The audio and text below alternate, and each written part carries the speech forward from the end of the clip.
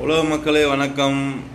Brother sister, பொதுமக்களே, Kamarajar தாத்தா முதலமைச்சர் ஆயிருக்காரு. சரிங்களா? முதலமைச்சர் ஆயிருக்காருண்டா அவருக்கு பிரதமர் ஆகணும்னு ஆசை இருக்காதா? இவங்க சொல்கிறாங்கன்ட்டு நீங்கள் நம்புறீங்களா? அவரை பிரதமர் ஆக விடலை. இதுதான் உண்மை. ஒரு முதலமைச்சர் ஆகியிருக்காருந்தா பொதுமக்களுக்கு நல்லது செய்யணும்னு தானே ஆகியிருக்காரு. அவர் எவ்வளவோ நல்லது பண்ணியிருக்காரு. அப்போ அவர் பிரதமர் ஆகணும்னு ஆசை எப்படி இல்லாமல் போகும்? ஒரு முதலமைச்சருக்கு பிரதமர் ஆகணும்னு ஆசை இல்லாமலாம் போகாது.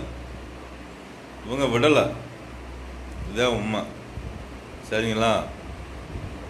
ஆனால் அவர் சில விஷயம் நல்லது பண்ணியிருக்காரு. அதனால் அரசோடைய சப்போர்ட் இருந்திருக்கு. அவருக்கு அரசியல்வாதிகளோட சப்போர்ட்டு ரொம்ப கம்மியாக இருந்திருக்கு. இதே உண்மை. நல்லா படிங்க.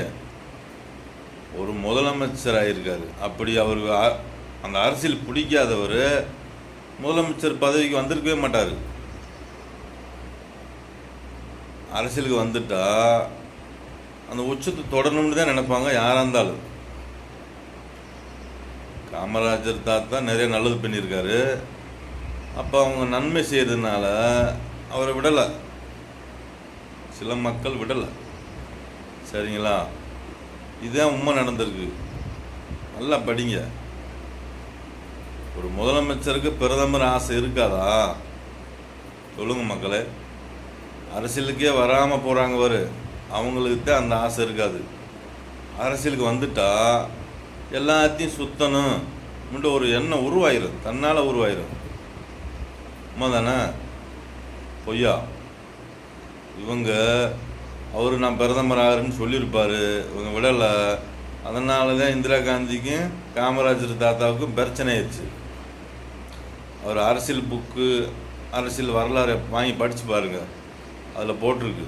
சரிங்களா மக்களே? இந்த அரசியல் செய்கிறாங்களா பெண்கள், நிறையா பெண்களை பார்த்துருப்பீங்க.